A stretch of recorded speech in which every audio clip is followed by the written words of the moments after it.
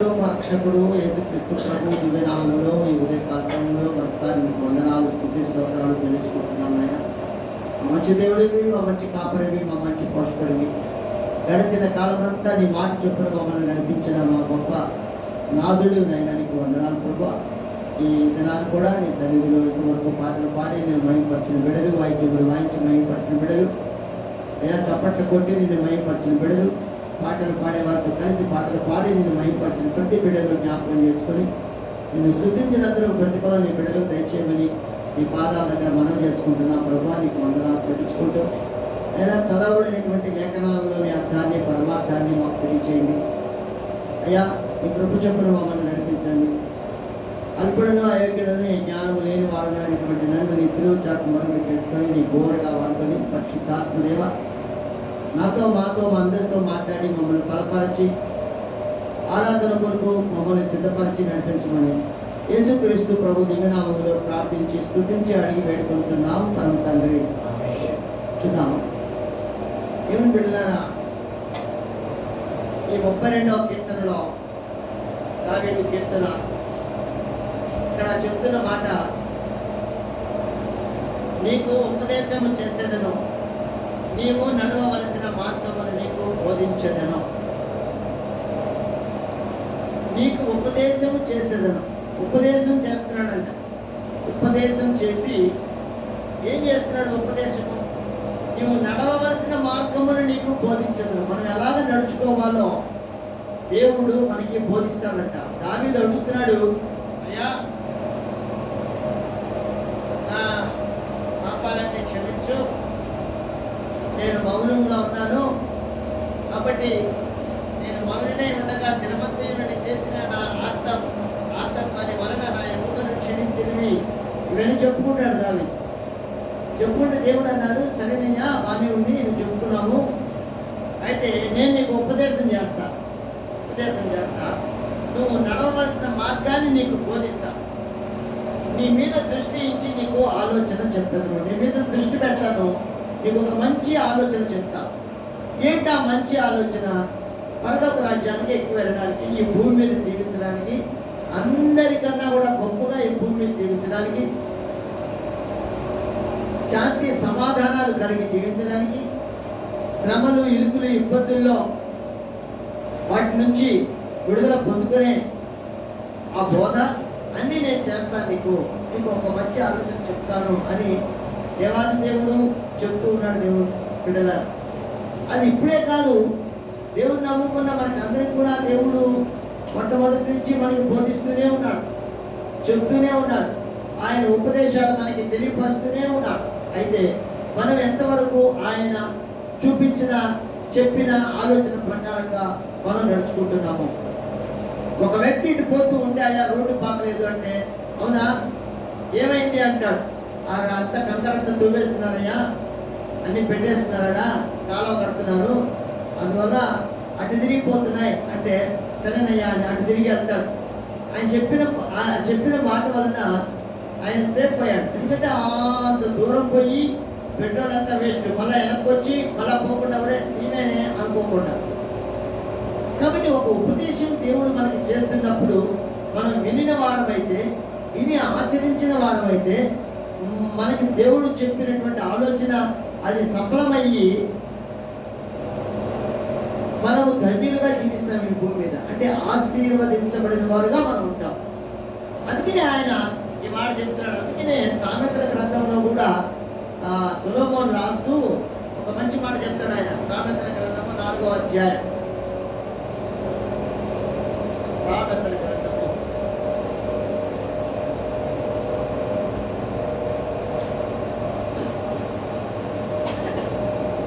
4వ అధ్యాయము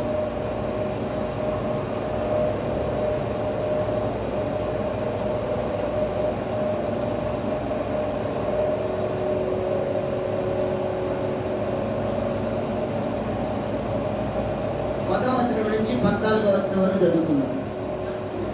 నా కుమారుడా, నీవు ఆలకించి నా మాటలు అంగీకరించిన ఎడల నీవు దీర్ఘాయుష్మంతుడగుదువు, జ్ఞాన మార్గమును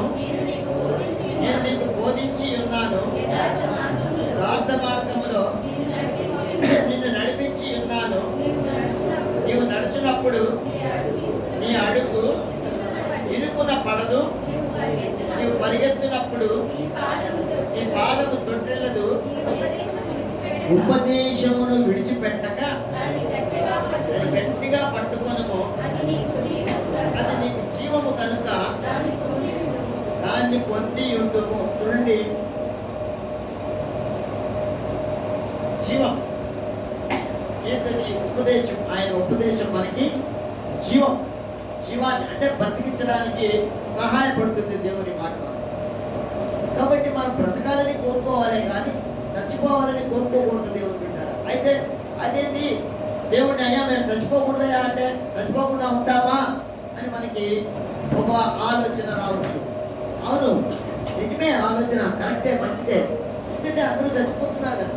వయసు అయిపోయిన తర్వాత, లేకపోతే వయసు మధ్యలోనే కొంతమంది ఎగిరిపోతున్నారు, చిన్న పిల్లలుగా ఎగిరిపోతున్నారు, తల్లి గర్భంలో ఉన్నప్పుడే కొంతమంది చనిపోతున్నారు.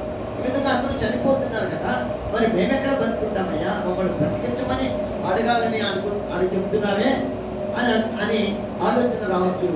అందుకనే ఆదికాండంలో చెప్తాడు ఆయన, మీరు బ్రతికుండాలంటే నా మాట అంటే. కానీ వాడు బ్రతికుంటేని చచ్చిపోయేది ఏంటో అంటే ఆత్మ. అది వాళ్ళకి అర్థం కాక దేవుడు మాటని పెడచెవిలో పెడతారు. మొట్టమొదట అవ్వ, తర్వాత ఆదాం, ఇద్దరు కూడా పెడచెవిని పెట్టి వద్దు అన్న పని చేస్తారు. అడ్డు అన్న సంగతి పక్కన పెడితే వద్దు అన్న పని, అది అక్కడ పండే ఇంకొక దగ్గర ఇంకోటి, ఇంకో దగ్గర ఇంకోటి, ఇంకో దగ్గర ఇంకోటి, ఇంకొక మాటలు. పరిశుద్ధ బైబిల్ గ్రంథంలో లేఖనాలను మనం ధ్యానించేటప్పుడు ఒక్కొక్క దగ్గర ఒక్కొక్క పని చెయ్యి అంటాడు, కొద్ది దగ్గర చెయ్యొద్దు అంటాడు. కాబట్టి చెయ్యొద్దు అని చెప్పిన పని మనం చేయకూడదు. దేవుడు అక్కడ వాళ్ళు చేశారు, చేసి చచ్చిపోయారు. నువ్వు చచ్చిపోతావు అన్నాడు కదా, వాళ్ళు చచ్చిపోలేదు, అక్కడ బతుకున్నారే, నెట్టివేయబడ్డారే. తెలంగాణ చచ్చిపోవాలి కదా, ఆదాము హవ్వలు తెలంగాణ చచ్చిపోవాలి కదా, చచ్చిపోలేదు, వాళ్ళు బతుకున్నారుగా. ఉండి వాళ్ళకి దిగంబరత్వం కనపడ్డప్పుడు గబగబా అంజురపాకులు కట్టుకొని ఆ వెనకాలకి వెళ్ళి దాక్కున్నారుగా. చచ్చిపోలేదే, ఇదేం మాటలే, ఇదంతా అవుతుందే, చచ్చిపోతామని దేవుడు చెప్పాడు కానీ వీళ్ళేం చావలేదే అని జ్ఞానము లేని వాళ్ళు ఆలోచన చేసుకుంటారు. కానీ దేవుడు మనకి జ్ఞానాన్ని ఇచ్చాడు. అది ఆత్మలో చచ్చిపోయారు. దేవుడు వాళ్ళ ఆత్మలో చచ్చిపోయారు. ఆ ఆత్మ చచ్చిపోయింది, వాళ్ళు చనిపోయింది. ఆత్మ, దేవుడు ఇచ్చినటువంటి ఆత్మ చనిపోయింది కాబట్టి వాళ్ళు దిగంబరులు అని తెలుసుకున్నారు. అప్పుడు మేము పరిగెత్తుకుంటా పోయి ఆకులు కట్టుకొని చాటు నిలబడ్డారు. దేవుడు వస్తే మమ్మల్ని చూస్తాడు, ఏం చేయాలా అని సిగ్గుపడుతుంది. మనం సిగ్గుపడుతున్నావా ఎప్పుడైనా? దేవుని మాట నేను వినలేదే, దేవుని మాట వినలేదే, దేవుడి దగ్గరికి వెళ్ళి నేను ఎలాగ ప్రార్థన చేయను, ఏ ముఖం పెట్టుకుని వెళ్ళి ప్రార్థన చేయను దేవుడి మాట వినకుండా అన్నటువంటి ఆలోచన మనకి ఎప్పుడైనా కలిగిందా? ఎందుకంటే మనం బ్రతికుండాలి, ఆత్మలో బ్రతికుండాలి. మనం ఆత్మను పొందుకొని బ్రతికి జీవిస్తూ ఈ శరీరాన్ని వదిలిపెట్టిన తర్వాత ఆ ఆత్మ, బ్రతికిన ఆత్మ దేవుడి సన్నిధిలో ఉంటుంది. చచ్చిపోయిన ఆత్మ పాతాళంలో ఉంటుంది. దేవుని బిడ్డ, ఈ చనిపోయినటువంటి ఈ దేహము భూమిలోకి వెళ్ళిపోతుంది, పాత పెట్టబడుతుంది. బతుకునేది ఎవరు అంటే మన ఆత్మ బతుకున్నది. అది దేవుడు ఇచ్చాడు కాబట్టి మనం ఆయన దగ్గరికి వెళ్ళిపోతుంది. కాబట్టి నా మాట, నా ఉపదేశము మీకు జీవాన్ని ఇస్తుంది కాబట్టి అక్కడ ఆయన చెప్పిన మాట సామెతల గ్రంథంలో మీకు జీవాన్ని ఇస్తుంది కాబట్టి దాన్ని గట్టిగా పట్టుకో, దాన్ని పొంది ఉండు, ఉపదేశాన్ని పెట్టుకో నీ దగ్గర అంటున్నాడు. దేవుడు చెప్పిన ప్రతి మాట మనం మన దగ్గర ఉంచుకోవాలి. మన దగ్గర ఉంచుకోకపోతే ఎలాగా? ఉంచుకోవడం అంటే ఆ మాటలన్నీ మన దగ్గర ఉంచుకోవడం, మన హృదయంలో దాచుకోవాలి. హృదయంలో దాచుకొని మనకి దెబ్బకైతే నీళ్లు తాగుతాం, ఆకలి అయితే అన్నం తింటాం, మనకి నిద్ర వస్తుంటే పడుకుంటాము. ఒక్కొక్క దానికి ఒక్కొక్క పనికి ఒక్కొక్కటి ఉంటుంది అన్నమాట, ఒక్కొక్క క్రియ ఉంటుంది. కాబట్టి ఇక్కడ కూడా దేవుని మాట, దేవుని ఉపదేశము మన జీవితంలో మనకి ముందు వెళ్ళేటప్పుడు మనకి తారసపడే, మనకి ఎదురుపడే ఈ లోకము, లోక జ్ఞానాన్ని ఎదుర్కొంటూ మనం ముందుకెళ్లాల్సిన పరిస్థితి మనకు కావాలంటే, మనం విజయం పొందుకొని పోవాలంటే దేవుని మాట, ఉపదేశం మన దగ్గర ఉండాలి. అందుకనే నువ్వు పొందుకొని గట్టిగా పట్టుకో అంటున్నాడు ఆయన. అందుకని ఇక్కడ ఏమంటాడంటే 11వ వచనంలో, సామెతలు గ్రంథము 4వ అధ్యాయం 11వ వచనంలో ఏమంటున్నాడంటే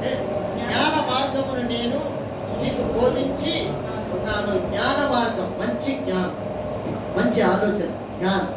ఆ జ్ఞానం కలిగి ఉండాలి. చిన్నపిల్లడు ఉన్నాడు, వాడికి తెలివి లేదు. వాడు వెళ్ళి కరెక్ట్ ఆ స్విచ్ బోర్డులో వెళ్ళి పెడతాడు. వాడికి లేదు, వాడికి తెలీదు, అందుకని వెళ్ళి ఆ పని చేస్తాడు. అలాగే దేవుడు కూడా చెప్పినటువంటి ప్రతి మాట మనము వినాలి. విని ఆచరించినట్లయితే దేవుని కృపకు పాత్రులు అవుతాం అన్నమాట. హల్లెలూయా. దేవుడు మనకి తోడుగా ఉండాలంటే ఆయన ఉపదేశాన్ని మనం ఖచ్చితంగా పాటించాలి. అలా లేకపోతే చిన్నపిల్లడు వెళ్ళి ఆ ఏ స్విచ్ బోర్డులో ఏలు పెట్టి షాక్ కొడితే వాడు బ్యాగ్ నడుస్తాడు. మనం అందరం వాడు పట్టుకొని ఇంకా ఇంట్లో ఉండి వాళ్ళందరూ తీసుకెళ్ళి వాడు ఎవరైనా పడిపోయాడు అనుకో తీసుకెళ్ళి ఆసుపత్రికి.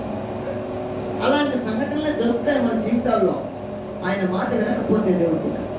అందుకే మనం బ్రతికుండాలి, శరీరముగా బ్రతికుండాలి, ఆత్మగా బ్రతికుండాలి. ఈ శరీరానికి ఆత్మకి ఎప్పుడు తగులు పడతాయంట, ఎప్పుడు తగువే, ఎప్పుడు తగులుతోనే ఉంటుంది ఈ శరీరము ఆత్మ. ఎందుకంటే శరీరం ఏమో అది చేయి ఇది చేయి ఇది చేయి అది చేయి, దేవుడు చెప్తాడే ఆ రాసి ఉంటుందిలే. అందరూ చేస్తున్నారా? ఆయన చేస్తున్నాడా? ఈయన చేస్తున్నాడా? అసలు మాస్టర్ చేస్తున్నాడా? ఈయన చేస్తున్నాడా? ఈయన చేస్తున్నాడా? ఆమె చేస్తుందా? ఇప్పుడు చేస్తున్నాడా? పోతున్నా చచ్చిగా అన్నది శరీరం. ఆత్మ ఎవరి దగ్గర జాగ్రత్త, ఒళ్ళు దగ్గర పెట్టుకో. నీకు నువ్వే, ఎవరి రక్షణ వారిదే. వాళ్ళు చెడు చేస్తే వాళ్ళు పోతారు పాతాళంలోకి, వాళ్ళు చేస్తే అగ్నికి ఆహుతవుతారు. కాబట్టి వాళ్ళ మాట వినొద్దు, యేసయ్య మాట విను, యేసయ్య ఉపదేశం విను అని ఆత్మ చెప్తుంది దేవుడు. అందుకే దీనికి తగు అంటే ఎప్పుడు కూడా రాసుకుంటూ లేపాలి, ఒకదానికి పడతాడు.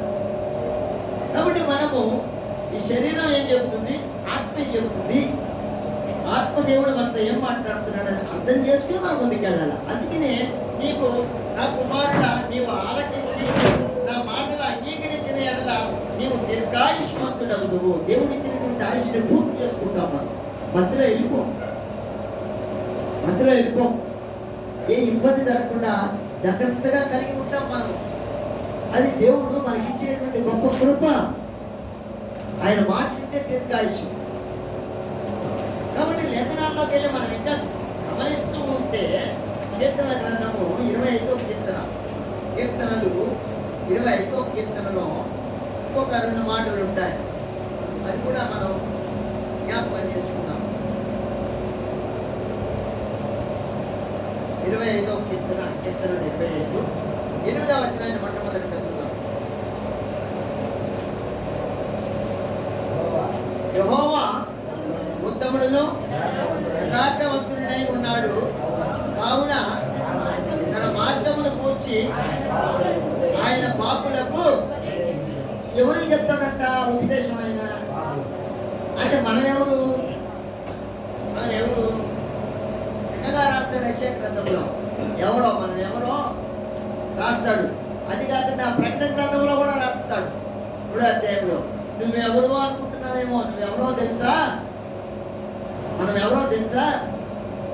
ప్రకటన గ్రంథంలో రాస్తాడు. చూడండి 3వ అధ్యాయంలో 7 సంఘాల గురించి రాస్తూ ఆ ప్రకటన గ్రంథంలో 3వ అధ్యాయంలో రాస్తాడు.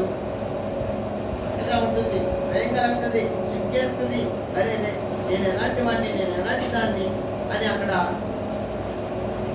ఆత్మదేవుడు యోహానికి చెప్తూ ఉంటే యోహాను రాసి అన్ని సంఘాలకి 7 సంఘాలకి ఆయన పంపిస్తాడు అన్నమాట. చూడండి ప్రకటన గ్రంథము 3వ అధ్యాయం 14వ వచనం నుంచి చదువుదాం. ఏ సంఘానికి రాస్తున్నాడు ఆయన? 14వ వచనం. లవోదికీయలో ఉన్న సంఘపు దూతకు నాకు రాయము, ఆమేన్ అనువాడును, నమ్మకమైన సత్య సాక్షియు, దేవుని సృష్టికి ఆదియై ఉన్నవాడు చెప్పు సంగతులు ఏమనగా నీ క్రియలను నేను ఎరుగుదును, నీవు చల్లగానైనను వెచ్చగానైనను లేవు, నీవు చల్లగానైనను వెచ్చగానైనను ఉండిన మేలు, నీవు వెచ్చగానైనను చల్లగానైనను ఉండగా వెచ్చగా ఉన్నావు కనుక నేను నిన్ను నా నోట నుండి ఉద్దేశించుచున్నాను. నీవు ఎవరంట?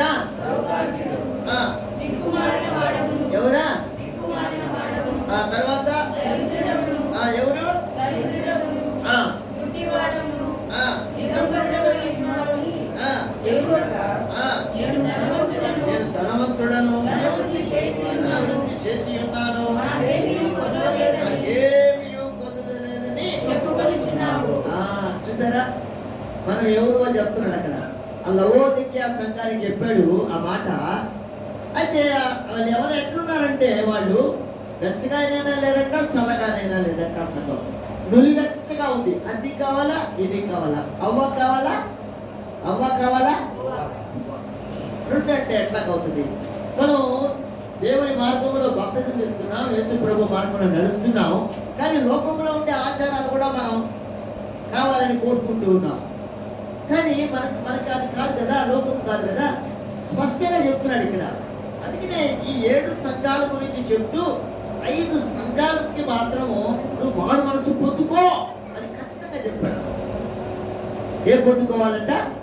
2 సంఘాలకి వదిలేశాడు ఆయన. 2 సంఘాలు పర్వాలేదు అనిపించాడు, కానీ మారు మనసు పొందు, మారు మనసు పొందు, లేకపోతే నిన్ను లేపేస్తా, లేకపోతే నీకు గుండి చేసేస్తా ఖచ్చితంగా చెప్పాడు ఆయన ఆ మాట. చూడండి, ఆ మాట కూడా మనం చదువుతాం, మనకు అర్థం కావాలి కదా. 2వ అధ్యాయం ప్రకటన గ్రంథము, 2వ అధ్యాయం, ప్రకటన గ్రంథము 2వ అధ్యాయం 5వ వచనం. లేకపోతే మొదటి వచనం చదవండి. ఎఫెసీలో ఉన్న సంఘపు దూతకు, ఏ సంఘం అంట? ఎఫెసీ సంఘం. తర్వాత 5వ వచనం చదవండి. నీవు ఏ స్థితిలో నుండి పడితివో అది జ్ఞాపకం చేసుకొని మారు మనస్సు పొంది ఆ మొదటి క్రియలను చేయుము. అట్లు చేసి నీవు మారు మనస్సు పొందితేనే సరి. లేని ఎడలా నేను నీ యొద్దకు వచ్చి నీ దీపస్తంభమును దాని చోట నుండి చూసారా, మారు మనస్సు పొందుకో అని ఖచ్చితంగా ఆ ఎఫెసీ సంఘానికి దేవుడు చెప్పాడు యోహాన్ ద్వారా. ఇంకొకటి కూడా అక్కడే 2వ అధ్యాయంలోనే మరి 16వ వచనం చదువుతాం. ఏ సంఘానికి 8వ వచనం చదవండి. ఏ సంఘానికి రాస్తున్నాడు ఆ మాట? మళ్ళా స్పందనలో ఉన్న సంఘపు దూతకు యాగు రాయము. మొదటి వాడను కడపటి వాడనై ఉండి వృద్ధుడై మరలా బ్రతికిన వాడు. చూసండి, యేసుక్రీస్తు ప్రభు ఎలాగా చెప్తున్నాడో ఇక్కడ చెప్పేది. యేసుక్రీస్తు ప్రభు వారు ఖచ్చితమైన మాట అది. మరలా బ్రతికిన వాడు ఎవరు? యేసుక్రీస్తు ప్రభు వారు. ఆయన చెప్తున్న మాట, నీ శ్రమను, నీ దరిద్రతను నేను ఎరుగుదును, అయినను నీవు ధనవంతుడవే. తాము యూదులమని చెప్పుకొనుచు యూదులు కాక సాతాను సమాజపు వారి వలన నీకు కలుగు దూషణ నేను ఎరుగుదును. నీవు పొందబోవు శ్రమలకు భయపడకము. ఇదిగో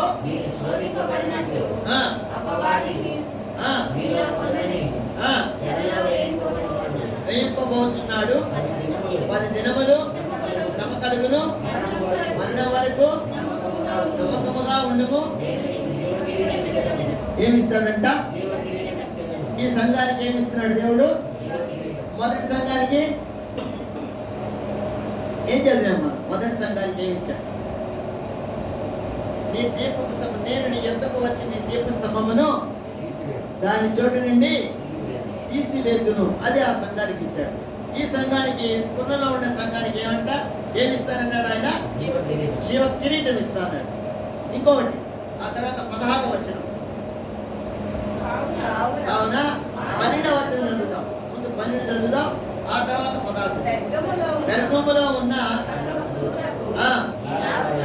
చూడండి, ఆ 2 అంచులు గల వాడి అయిన 2 అంచులు గల ఖడ్గము గలవాడు. చూడండి, చెప్పు సంగతులు. వాడి కలిగిన ఖడ్గం, 2 అంచులు వాడి కలిగిన ఖడ్గం దేవుని వాక్యం.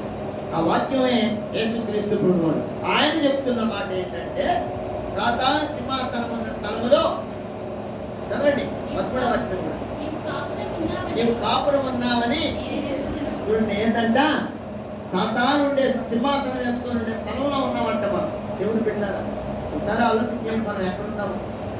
అంటే ఈ లోకము లోకాశల వైపు పరిగెత్తుతూ లోకంలో ఉండే కావాలని కోరుకుంటూ నిజంగా ఆయనకి భయపడినట్టుగా ఉంటామే కానీ భయపడం ఎక్కడ భయపడేదే ఉండదు దేవుడు.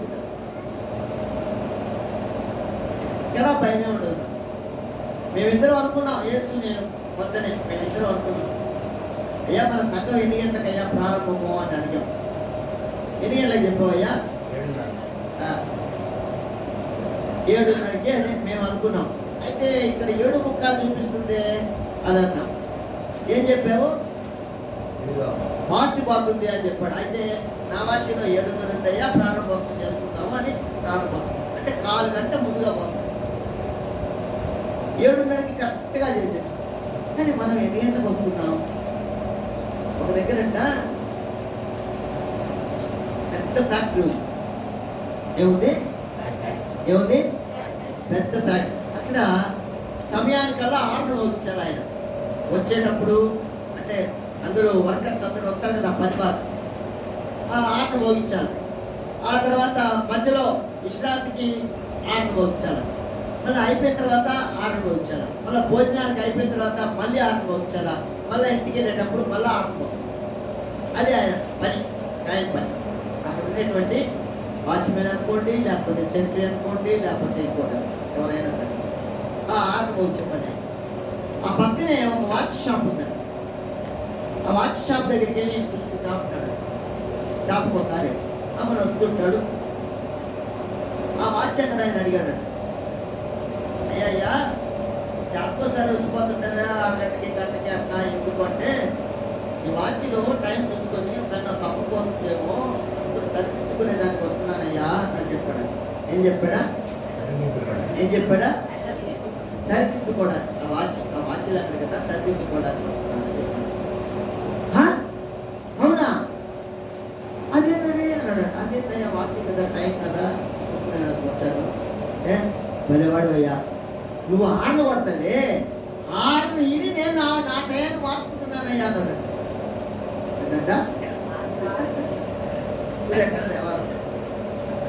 ఆయనేమో ఈయన మార్చి కరెక్ట్ అని ఆయన అనుకోబోతున్నట్టు, ఆయనేమనుకుంటే ఆట కొట్టింది కరెక్ట్గా కొడుతున్నాడు ఆయన అనుకుని ఈ వాచ్ సరిదిద్దుకుంటాడు. ఇప్పుడు ఎవరు వాచ్ సరిదిద్దుకోవాలా? ఆడ వాచ్ సరిదిద్దాలా, నా వాచ్ సరిదిద్దాలా? లేకపోతే మీరు వచ్చే సమయం చూసి అప్పుడు నేను ఆ వాచ్ 7:30 పెట్టాలా? చెప్పండి, ఏది కరెక్ట్ అంటారు? ఆ వాచ్ కరెక్టా, లేకపోతే 7:30 కరెక్టా, లేకపోతే మీరు వచ్చే టైం కరెక్టా?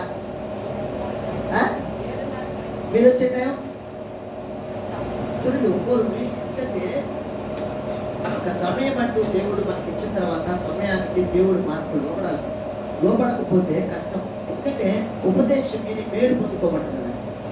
కాబట్టి ఆ సమయానికి ఆ మాట మనకి అందకుండా పోవచ్చు.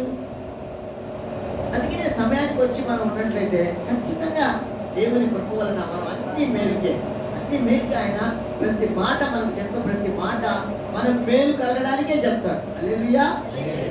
కాబట్టి దాన్ని ఆచరించిన వారికి అందరికీ కూడా దేవుని కృప మెండుగా ఉంటుందండి.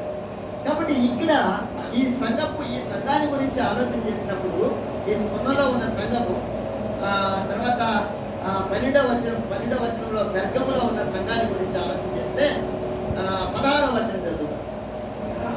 కావున మారు మనస్సు పొందుము. ముందు 14వ వచనం చదువుదాం, 15వ వచనం చదువుదాం, 16వ వచనం చదువుదాం. అయినను నేను నీ మీద కొన్ని తప్పిదములు మోపవలసి ఉన్నది. అవేమనగా విగ్రహములకు బలిచ్చిన వాటిని తిననట్లును, జారత్వం చేయనట్లును, ఇశ్రాయేలీయులకు ఉరి ఒడ్డుమని బాలాకునకు నేర్పిన బిలాము బోధను అనుసరించువారు నీలో ఉన్నారు. ఇటువలనే నికోలాయితుల బోధ అనుసరించు వారును నీలో ఉన్నారు. కావున మారు మనస్సు పొందుము. లేని ఎడల నేను ఎందుకు ఎప్పుడంట త్వరగా వచ్చి నా నోట నుండి వచ్చు ఖడ్గము చేత వీరితో చేస్తాడంట ఆయన మనతో. ఆయనతో యుద్ధం చేయడం మనం మొదలు పెడితే మనం గెలుస్తామా? అపవాదికే దిక్కు లేదు అక్కడ. శక్తి కలిగిన వాడే అపవాది కూడా.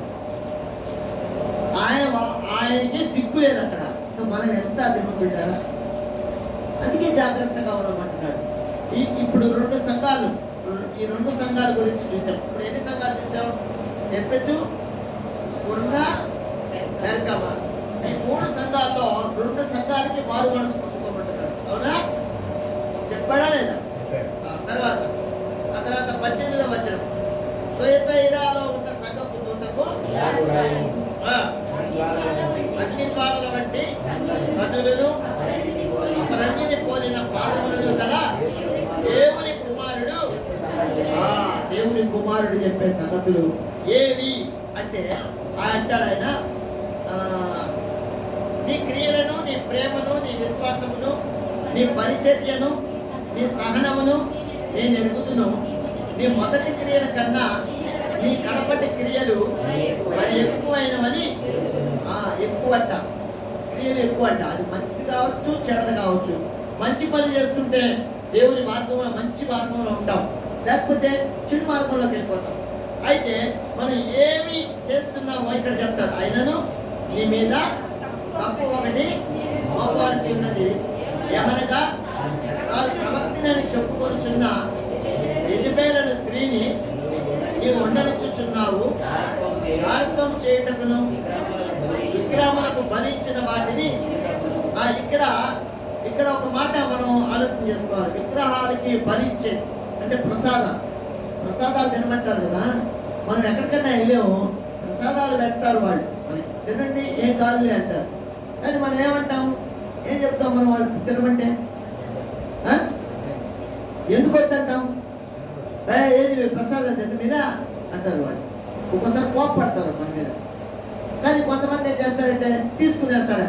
తీసుకుని ఆడ బారేస్తే పోతుంది అని తీసుకుంటారు.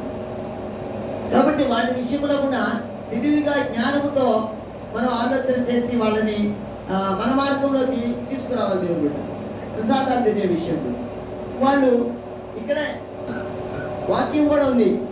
దేవుడు చేసిన వాటిని ప్రార్థన చేసుకొని తింటే ఏమీ కాదని రాసింది కదయ్యా, ప్రార్థన చేసుకొని తినొచ్చు కదా. ఏమవుతుంది? అన్ని దేవుడు సృష్టించిందే కదా అని అపవాది మన మధ్యకి ఆ మాట తీసుకొస్తాడు. వాళ్ళ దగ్గర నుంచే దేవుడు సృష్టించిందే కదా, ప్రార్థన చేసుకుని తినొచ్చు కదా, ఏమవుతుంది చేసుకుని తింటే అని వాళ్ళు కూడా ఎదురు ప్రశ్న వేయొచ్చు. దేవుడు వింటారా? ఎదురు ప్రశ్న వేయచ్చు వాళ్ళకి మనకి. కానీ వాళ్ళు పెట్టే ప్రసాదాలు దేవుడు ప్రసాదాన్ని ఆశీర్వదించాల, ఆహారాన్ని ఆశీర్వదించాడు. దీన్ని ఆ బియ్యంనే ఒకవేళ వాళ్ళు పులిహారే ప్రసాదంగా చేశారనుకోండి, అది కట్టిపోయారు మనకి. ముందుకు సర్దుకోండి. పెద్ద వసతికి ఆయా కూర్చొని సృష్టిలో ఒకటి వెనకాలని ముందనే అది ఈ పక్కనే ఒకటి ముందు జరుపుకోండి. రెండు వేసేస్తున్నాయి, తీసుకోండి. కాబట్టి దేవుడు ఇచ్చింది ఆహారం. పైన వర్షాన్ని పంపించి మనకి బియ్యం పండడానికి దేవుడు అనుకూలత ఏర్పాటు చేశాడు. దాన్ని దేవుడు ఆ బియ్యాన్ని మాత్రమే ఆస్వాదించాడు, పులిహారాన్ని కాదు. వీళ్ళు ఏం చేస్తున్నారంటే దాన్ని మార్చి, ఆ ఆహారాన్ని మార్చి ప్రసాదంగా తయారు చేసుకుంటున్నారు. వాళ్ళ విగ్రహాలు ముందు పెట్టుకున్నారు. దేవుడు దాన్ని ఆశీర్వదించాలా, ఆహారాన్ని ఆశీర్వదించాడు. దీన్ని తినొచ్చు కానీ దాన్ని తినకూడదు. ఎందుకంటే వీళ్ళు మార్పు చేశారు. దాన్ని ఏం చేశారు? మార్పు చేశారు. అందుకనే తినకూడదు. ఈ విషయం చెప్పొచ్చు. అయ్యా మేము తినొచ్చు, ప్రసాదం ప్రార్థన చేసుకుని తినమని చెప్పాడు దేవుడు, పర్వాలేదు, కరెక్టేను, మీరు చెప్పిన వాక్యం కూడా ఉంది, ప్రతి పత్రికలో రాస్తున్నాడు. కానీ ఆహారాన్ని చెప్పాడు కదా, ఇది ఆహారం కాదు. ఇది ఆహారమా ఏది ఇది అని అడిగితే వాడు ఏమంటాడంటే, వాడు ఇది ప్రసాదం అంటాడు. ఏమంటాడు? ప్రసాదమే అంటాడు. ఇది ఆహారమే కానీ ప్రసాదం అంటాడు. ఇది ఆహారమే ప్రసాదం. దీన్ని దేవుడికి చెప్పలేదయ్యా మాకు, మీరు పెట్టింది అక్కడ దేవుడి దగ్గర పెట్టలేదు కదా, విగ్రహాల దగ్గర పెట్టారు. అవి కళ్ళు ఉన్నాయి, అవి లేవు, మాట్లాడము, ఏం చేయము, దాని దగ్గర పెడితే మేమెందుకు తింటామయ్యా నిర్గమకాండం 20 అధ్యాయంలో మాకు దేవుడు మాకు వాగ్దానం చేశాడు, మాకు ఒక ఆజ్ఞ ఇచ్చున్నాడు. పైన ఆకాశం అంతే కానీ కింద భూమి అంతే కానీ రూపాన్ని నువ్వు కొనకూడదని చెప్పాడు. నేను రోషము గల దేవుడిని అన్నాడు. కాబట్టి ఆయన కోపాగ్ని మా మీద పడకుండా ఉండాలంటే మేమైతే తినకూడదు. మీరు పెట్టుకున్నారయ్యి, కానీ ఆయన రోషము కలిగిన దేవుడు. ఆయన ఏ రూపంలో ఉన్నాడో ఎవరికి తెలుసు? ఆయన ఏ రూపంలో లేడు. ఆయన ఆత్మ కనుక ఆయన్ని స్తుతించేవాళ్ళు, కనపరిచేవాళ్ళు, పూజించేవాళ్ళు, ఆరాధించేవాళ్ళు ఆత్మతో సత్యంతోనే ఆరాధించాలి ఆయన. కాబట్టి మేము అందుకనే మీ ప్రసాదాలు మేము తినట్లేదు అని ఖచ్చితంగా అర్థమయ్యే రీతిలో వాళ్ళకి చెప్పచ్చు. వాళ్ళు అర్థం చేసుకుంటారు. మనం చెప్పే విధానంలోనే ఉంది. ఆడ ప్రసాదం తీసుకొని పక్కన పారేయకూడదు. తీసుకుంటే తీసుకున్నట్టే లెక్క, నువ్వు తిన్నా తినకపోయినా పారేసినట్టే లెక్క, తిన్నట్టే లెక్క. కాబట్టి ఇక్కడ చెప్పినటువంటి ప్రతి మాటని మనం జాగ్రత్తగా ఆలోచన చేసుకుంటూ ముందుకు వెళ్ళాలి దేవుడు. అందుకే మీకు ఒక మంచి ఆలోచన నేను చెప్తానన్నాడు కీర్తన గ్రంథం 38-32లో. మంచి ఆలోచన చెప్పే దేవుడు మనకి మంచి మంచి ఆలోచన చెప్తాడు. ఎందుకంటే మన ఆత్మ చచ్చిపోకుండా బ్రతకడానికి ఆయన చూపించేటువంటి మార్గం. ఇది ఇక్కడ ఏమంటాడంటే, ఆ విగ్రహములకు బలించిన వాటిని తినుటకును అది నా దాసులకు బోధించుచు వారిని మోసపరచుచున్నది. లోకములో ఉండేటువంటి అపవాది ఏం చేస్తుందంటే వాక్యాలే తీసుకొస్తుందండి మన దగ్గరికి. యేసుక్రీస్తు వారు లూకాసు వార్త 4వ అధ్యాయంలో అన్నీ అవే అపవాది తీసుకొచ్చి అన్ని లేఖనాల్లోనే చూపించాడు. వాడు లేఖనాలన్నీ తెలుసువాడు, తెలియకుండా పోలా. అందుకనే ఆ లేఖనాలే తీసుకొస్తారు మన దగ్గరికి, ఆ లేఖనాలే చూపిస్తారు. అందుకనే ఇక్కడ చెప్తున్న మాట ఆయన. కాబట్టి మారు మనస్సు పొందుటకు నేను దానికి సమయం ఇచ్చింది, కానీ అది తన జాగ్రత్తము విడిచిపెట్టి వారు మనసు పొందగలదు. ఇదిగో నేను దానిని మంచము పట్టించి దానితో కూడా వ్యభిచరించు వారు దాని క్రియల విషయమై వారు మనసు పొందితేనే కానీ వారిని బహు శ్రమల పాలు. చూడండి ఏం చేస్తారంట, ఆ సంఘానికి ఇచ్చినటువంటి మాట ఉపదేశం, వారు మనసు పొందుకో, శ్రమల పాలు అయిపోతావు అని చెప్పాడు. ఇంకొకటి తర్వాత 1, 2, 3 ఎన్ని సంఘాలన్నీ? 4 సంఘాలు అయినాయా? మొట్టమొదట ఎపిసి, తర్వాత స్ఫుర్ణ, తర్వాత తుయతైరా, ఆ తర్వాత అదే కదా 3ది 4వ సంఘం సార్దీస్ సంఘం 3వ అధ్యాయంలో ఉంటుంది. చూడండి 3వ అధ్యాయం 1వ వచనం. సార్దీసులో ఉన్న సంఘపు దూతకు రాగు రాయము 7 నక్షత్రములను దేవుని 7 ఆత్మలను కలవాడు చెప్పు సంగతులు ఏమనగా, ఈ క్రియలను నేను ఎరుగుదును, ఏమనగా జీవించుచున్నామన్న మీరు మాత్రం ఉన్నది కానీ. చూడండి బతుకున్నా మనం చచ్చిపోయామంట. గత వారం కూడా మనం చూసాము ఈ 7 సంఘాల గురించి. అన్ని దేవుడు మళ్ళా మనకి హెచ్చరిస్తున్నాడు. ఆయన మళ్ళీ చెప్తున్నాడంటే జాగ్రత్త పడమని అర్థం. మళ్ళీ చెప్పాడు అంటే జాగ్రత్త పడండి, జాగ్రత్త పడండి. మనం బతుకున్నామన్న మాటే కానీ చచ్చిపోయిన వాడమేనంట. దేంట్లో అంటే ఆత్మలో. అందుకే హెచ్చరిస్తున్నాడు, మళ్ళీ మారు మనసు పొందుకో, నా ఉపదేశం విను, నువ్వు మారు మనసు పొందుకో. అందుకే పౌలు గారు కూడా తిమోతికి చెప్తూ తిమోతి పత్రికలో రాస్తాడు, చాలా విషయాలు రాస్తాడు. అక్కడ వాళ్ళ సంఘాన్ని ఎలాగ నడిపించుకోవాలి, ఆ సంఘంలో వాళ్ళు ఎలా ఉండాలో, ఆ సంఘం ఎలా అభివృద్ధి చెందాలో, ఆత్మీయంగా ఎంత వృద్ధి చెందాలో. సంఘము ఆత్మీయంగా వృద్ధి చెందుతూ ఉంటే సంఘం కూడా అభివృద్ధి చెందుతూ ఉంటుందంట. అనేక ఆత్మలు కలుస్తూ ఉంటాయంట సంఘంలో కూడా. అందుకనే మనం పరిచయం చేసేవాళ్ళం కానీ అన్ని విధాలుగా ఎవరు కూడా జాగ్రత్తగా ఉండమని పౌలు గారు తిమోతితో రాస్తాడు. మీ సంఘంలో ఉండే వాళ్ళకి అందరికీ చెప్పయ్యా, పరిచయం చేసే వాళ్ళకి అందరికీ మనం పరిచయం చేస్తున్నాం, మనం ఎలా ఉండాలో నేర్చుకోవాలి. అందుకనే ఇక్కడ ఏమంటున్నాడంటే, నీవు జాగ్రత్త పడు అంటున్నాడు. నీ క్రియలు నేను ఎరుగుదను, నువ్వు చచ్చిపోయినావు కానీ నువ్వు బ్రతుకు అంటున్నాడు. ఎట్లా బ్రతకాలి? చచ్చిపోయిన మనము ఎలాగ బ్రతకాలి? బ్రతకడానికి ఏంటి మనకి సోర్సెస్, అవకాశం ఏంటి? తిరిగి మనం బ్రతకడానికి ఏంది గొప్ప ఉన్నారు? ఎలా బ్రతుకుతాం మళ్ళా మనం? చెప్పండి పెద్దగా. దేవుని ఉపదేశం వలన మారు మనసు పొందుకుంటే మళ్ళా మనం బ్రతుకుతాం. అందుకనే చాలా విషయాలు చెప్తాడు తిమోతి పత్రికలో. 2 మాటలు మాత్రమే చూద్దాం. తిమోతి పత్రికలో 2 మాటలే చూద్దాం. ఎక్కువ సమయం లేదు కనుక 2 మాటలు అలా ఈ సంఘాల గురించి చెప్పుకోవాలి. మారు మనసు గురించి చెప్తున్నాడు. అందుకనే తిమోతికి రాసిన పత్రిక, మొదటి తిమోతి పత్రిక, తిమోతికి రాసిన మొదటి పత్రిక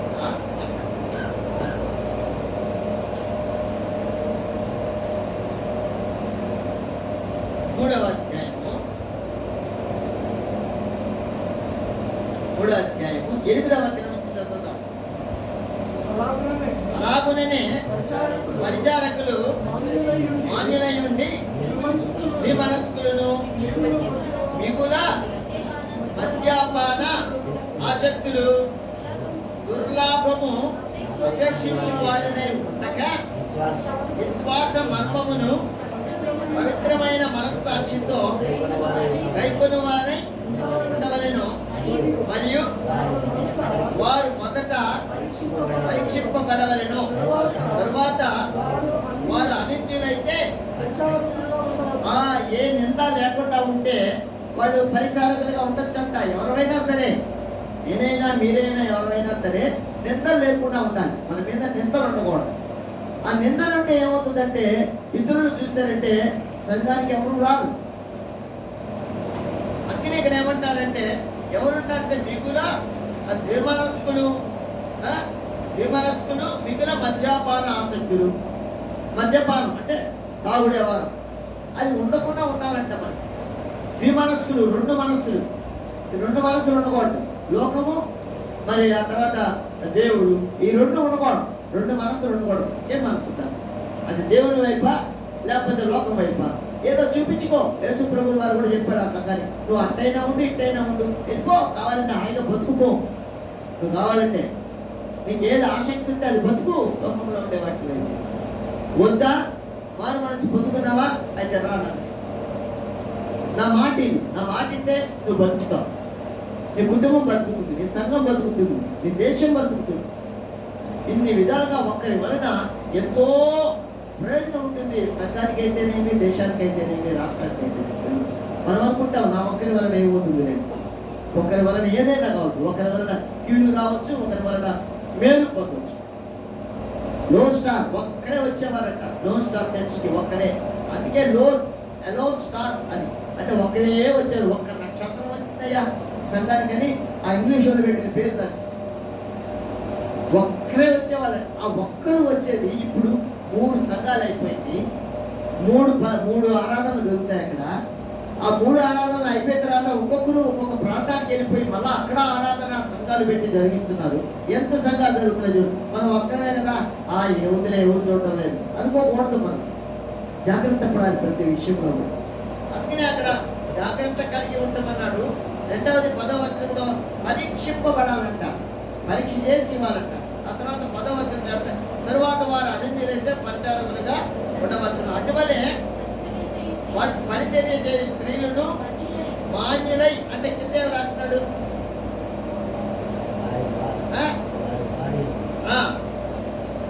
స్త్రీలను మాన్యులై, కొండెములు చెప్పని వారును, మిగతా అనుభవము గలవారును, అన్ని విషయములలో నమ్మకమైన వారినై ఉండవలెను. పరిచారకులు ఏకపత్ని పురుషులను తమ పిల్లలను తమ ఇంటి వారిని బాగుగా ఏలిన వారినై ఉండవలెను. పరిచారకులై ఉండి ఆ పనిని బాగుగా నెరవేర్చిన వారు మంచి పదవిని సంపాదించుకొని క్రీస్తు యేసునందలి విశ్వాసమందు ధైర్యం గలవారు. అది మనం పరిచయం చేసుకుంటున్నాం. మనం అన్ని విషయాల్లో మన సంఘం అభివృద్ధి చెందాలంటే మనం సగం బతుకుంటే సగం చచ్చిపోయిన వారుగా ఉంటాం. అందుకని జాగ్రత్త పడుకుంటున్నాడు. అందుకే నేను నీకు ఒక మేలు చేస్తున్నాను అంటున్నాడు దేవుడు. సరిదిద్దుకోబడుతున్నాడు, సరిదిద్దుకోబడి బ్రతుకు అంటున్నాడు ఆయన. ఎందుకంటే లోకాన్ని గమనించినప్పుడు యేసు ప్రభువు అక్కడ సమీపిస్తూ ఉంది, అర్థమైపోతా ఉంది. ఎందుకంటే ఎక్కడ చూసినా కూడా వరదలేనండి, తుఫాన్లు వరదలు కొట్టుకోబోతున్నాయి. అన్ని అమెరికా మూడు జిల్లాలో 3 స్టేట్లు ఏదో ఒక అమెరికాలో.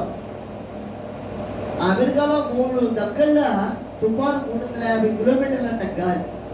ఒక్కటి లేదు, అన్నీ పడిపోతూనే ఉన్నాయి. జనాలు అయితే గాలికి వెళ్ళిపోతున్నారు. ఒకటి చైనా, అంతకుముందు చైనా, ఆ తర్వాత జపాన్, ఆ తర్వాత ఇప్పుడు అమెరికా, ఎక్కడెక్కడో మన దేశంలో మన విజయవాడ, ఎన్నో ప్రాంతాలు, హైదరాబాద్ కొట్టుకొని ఇళ్లలోకి వచ్చేస్తున్నాయి నీళ్ళని. ఎందుకు? నేను ఈ నీటి వలన నేను అంతము చేయను అన్నాడు ఆయన.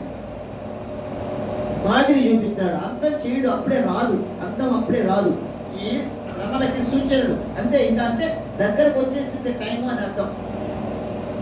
అందుకే నులివెచ్చగా ఉండకూడదు. మనం వెచ్చగానైనా ఉండు, లోకంలోనైనా ఉండు పో, లేకపోతే దేవుడు వెచ్చగానైనా ఉండు. దేవుడు ఆజ్ఞ కలిగి, దేవుడి యొక్క కృప కలిగి, దేవుడి మేలు చేత నింపబడి నువ్వు నడుచుకో. ఒకవేళ అట్టా ఇట్టా లేవా, 2గా ఉండకుండా 1గా మారు. ఇప్పుడైనా మారు. దేవుడు ఒక అవకాశం ఇస్తున్నాడు దేవుడు బిడ్డలు. కాబట్టి ఆయన ఉపదేశం వల్ల మనం మేలు పొందుకోవాలి. చెవి గలవాడు వినుగాక అన్నాడు. ఏంటంట? మనకు చెవులు ఉన్నాయా లేవా? వింటున్నావా లేదా? ఆచరించడంలోనే ఉంది అంత. వింటున్నాం కానీ ఆచరించడంలోనే ఉంది అసలు కథ. ఆ తర్వాత మనం ఆ ప్రకటన గ్రంథంలోకి వెళ్దాం. మళ్ళా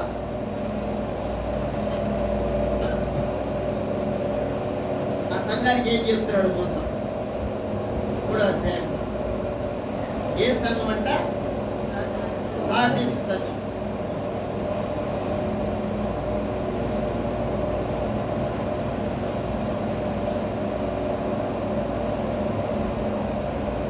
ఏం చెప్పాడు సంఘానికి?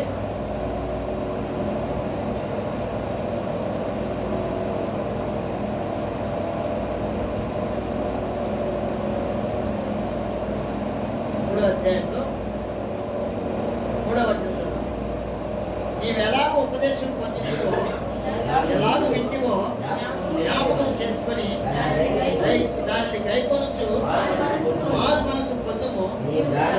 నీవు జాగరూకుడమై ఉండని ఎడల నేను దొంగవలే వచ్చేదను. ఏ గడియను ఈ మీదికి వచ్చేదనో నీకు తెలియనే తెలియదు. ఏ గడిలో వస్తాడో ఆయన మనకి తెలియనే తెలీదు. వచ్చి నా కుమారుడా, నా ఎక్కిరము అని ఆయన పిలిచాడు అనుకో, అందరూ మారు మన సర్వం పొందుకున్న వాళ్ళంతా కూడా ఎక్కి వెళ్ళిపోతారు. ఆ స్వరం వినిపించి మార్గం కనిపిస్తుంది. చెవులకి స్వరం వినిపిస్తుంది, కళ్ళకి మార్గం కనిపిస్తుంది. దేవుని దూతలు వచ్చి పట్టుకొని తీసుకుని వెళ్ళిపోతారంట. లేకపోతే కష్టం ఉండదు. అందుకనే ఇంకొక సంఘానికి ఏం చెప్తున్నాడంటే, సార్దీసు సంఘానికి ఆ మాట చెప్తున్నాడు, జాగ్రత్త, నీ క్రియలు నా దేవుని ఎదుట సంపూర్ణమైనగా నాకు కనపడలేదు కనుక జాగరూకుడమై చావనై ఉన్న మిగిలిన వాటిని బలపరచును. ఇంకా జాగ్రత్త పడు అంటున్నాడు. ఏ సంఘానికి చెప్పాడు జాగ్రత్త అని? సార్దీసు సంఘం. ఆ తర్వాత 7వ వచనం, 3వ అధ్యాయం 7వ వచనం. ఏ సంఘం? ఫిలదెల్ఫియా సంఘం. దావీదు తాళపు చెవి కలిగి ఎవడను వేయలేకుండా తీవాడును, ఎవడను తీయలేకుండా వేయువాడును అయిన సత్యస్వరూపియకు పరిశుద్ధుడు నీ క్రియలను నేను ఎరుగుదును. నీకున్న శక్తి కొంచెమై ఉండినను నీవు నా వాక్యమును గైకొని నా నామము ఎరుగను అనలేదు. ఇదిగో తలుపుని ఎదుట తీసి ఉంచి ఉన్నాను, దాన్ని ఎవడను వేయనేరడు. యూదులు కాకయే తాము యూదులమని అబద్ధవాడు సాతాను సమాజపు వారిని రప్పించదను. వారు వచ్చి నీ పాదముల ఎదుట పడి నమస్కారం చేసి, ఇదిగో నేను నిన్ను ప్రేమించిందని. చూడండి ఆ సంఘానికి ఏం దేవుడు ఇస్తున్నాడు. ఆ తర్వాత నీవు నా ఓర్పు విషయమైన వాక్యమును గైకొంటివి కనుక భూనివాసులను శోధించుటకు లోకమంతటి మీదికి రాబోవు శోధన కాలములో నేను నిన్ను కాపాడెదను. నేను త్వరగా వచ్చుచున్నాను.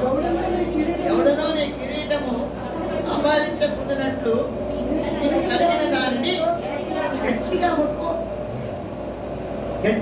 నీకు కలిగిన ఉపదేశాన్ని గట్టిగా పట్టుకో. ఎవరు దొంగిలించకుండా ఆ ఉపదేశాన్ని. ఆత్మదేవుడు మనతో చెబుతున్న మాట దేవుడు వింటారా? త్వరగా రాబోతున్నారు అంటున్నాడు ఆయన. త్వరగా వచ్చేస్తాడంట. ఈ సంఘానికి దేవుడు ఇచ్చినటువంటి ఆశీర్వాదం 2 సంఘాలకి చెప్పాడు ఆశీర్వాదం. నీ క్రియలు నీ అన్ని నాకు తెలుసు కాబట్టి నా వాక్యం నువ్వు వద్దు అనలేదు. వాక్యముని వద్దు అన్నదంటే నా వాక్యం నీవు నా ఓర్పు విషయమైన వాక్యముని కైకొట్టివి కనుక భూ నివాసులను శోధించడానికి లోకమంతటి మీదకి రాబో శోధన కాలం రాబోతోంది దేవుడు పెట్టారు. అదే ప్రభు రాకడ. ఆయన మధ్యాకాశానికి వచ్చినప్పుడు ఈ భూమి మీద ఎవరైతే పరిశుద్ధులు అంటారో వాళ్ళందరూ ఎత్తబడతారు. ఆ తర్వాత ఉన్న వాళ్ళందరికీ శోధన కాలమే. శోధిస్తాడంట అపవాది. నాకే మొక్కు, నేనే దేవుణ్ణి. వాడి రూపము, వాడి ఆలోచనలు, వాడి పద్ధతులు అవన్నీ చూసిన మనము రే ఎందుకు నాయనా వీడి మాట విన్నానే, నేను ఎక్కిపోలేదే. దేవుడి మాట విని ఆయన ఎంతో ఓర్పు సహనం కలిగి మనం ఎంత ఆయన మాట వినకపోయినా మనం ఆయన శోధిస్తూ ఉన్నా, దానికి ఆయన శోధిస్తూ ఉన్నా అయినా ఓర్పు కలిగి మంచి మాటలు నాకు నేర్పించి నన్ను నడవబట్టే నేను ఎందుకు నడవలేకపోయానా అనేటువంటి శోధనలో బాధలో పడతారంటే దేవుడు. అది పడకుండా ఉండడానికే దేవుడు మనకి నేర్పిస్తున్నాడు ఈ పాఠాలన్నీ కూడా. ఈ మాటలన్నీ మన కోసం రాయించి పెట్టాడు. 7 ఆత్మలు కలిగిన వాడు, 7 నక్షత్రములు కలిగిన వాడు, తిరిగి లేచిన వాడు, మన నుంచి తిరిగి లేచిన వాడు. ఆయన చెప్తున్న మాట మనం ఆలకించాలి కదా. ఆలకించకుండా లోకాశల వైపు ఉంటే, పరిగెత్తుతూ ఉంటే, ఎంతకాలం ఉంటే మనం ఏం లాభం?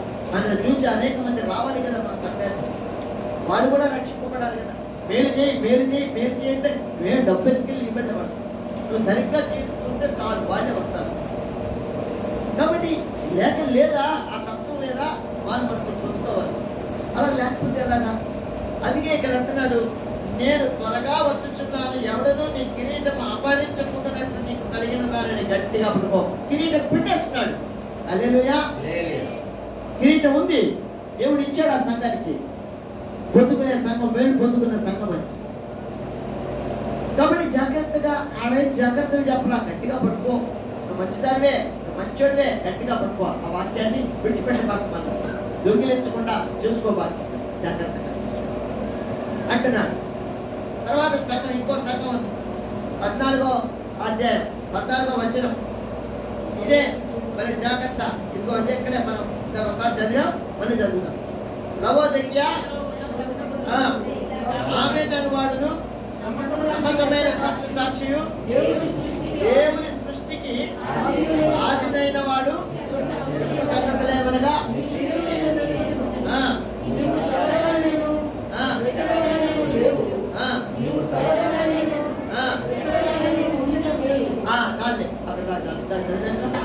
చల్లగానైనా ఎచ్చగానైనా ఎట్టనే ఉండు, లేదా వెచ్చగా ఉండవాక అని చెప్తూ లాస్ట్ ఏమంటాడంటే 19వ వచనంలో లేకపోతే 18వ వచనంలో, నీవు ధనవృద్ధి చేసుకున్నట్లు అగ్నిలో పుట్టవేయబడిన బంగారమును నీ దిశమల సిగ్గు కనపడకుండానట్లు ధరించుకున్నటకు తెల్లని వస్త్రములను, నీకు దృష్టి కలుగునట్లు నీ కన్నులకు కాటుగా రాశారు. కానీ కాటుకు కాదని ఇంగ్లీష్ లో వేరే మాట రాస్తున్నాడు.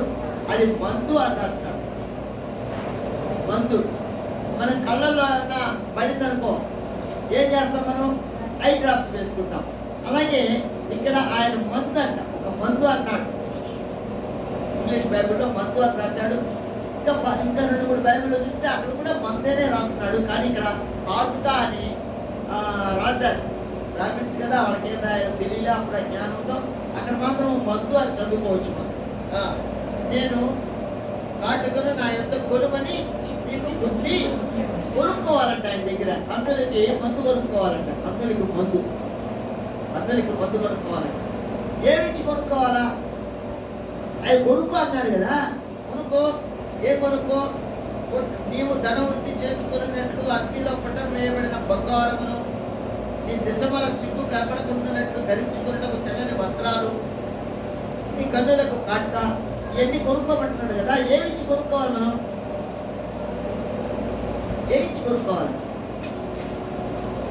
ఏమిస్తాం మనం?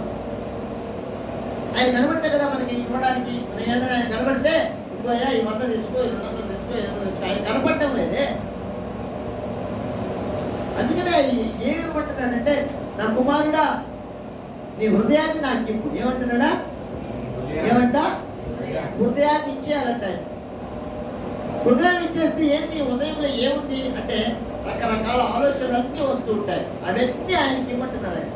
ఆయన నీ అవన్నీ వద్దు, అది నాకు ఇచ్చేసి, బాగలేదు, జాగ్రత్త పడి ఇంకా అని అంటూ ఉన్నాడు ఆయన.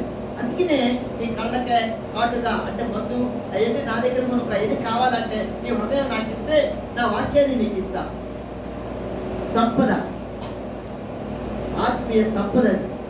దేవుని వాక్యము మనకి ఆత్మీయ సంపద. దేవుడు ఆ సంపద కావాలంట. మనం సంపాదించే సంపద అంతా కింద భూమి చెమట్లు కొట్టేస్తాయంట.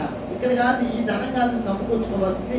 ఎన్ని కోట్లు కొన్నా సరే, ఎన్ని కోట్లు కొన్నా సరే. మొన్న చెప్పారు, మొన్న మా షాప్కి వస్తుంటారు ఒక అబ్బాయి, బాగుంట పార్వతమ్మంట చనిపోయింది.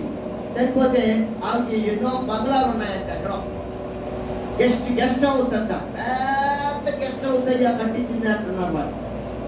ఎందుకు గెస్ట్ హౌస్లు ఏమున్నాయి? ఏమొచ్చే వాళ్ళతోటి? ఏమి రాలా. వచ్చేది చూసారు, అబ్బా చనిపోయిందమ్మా అనుకున్నారు, వెళ్ళిపోయారు. ఏమి ఎత్తుకోపోయిందా? ఏమి ఎత్తుకోపోయినా.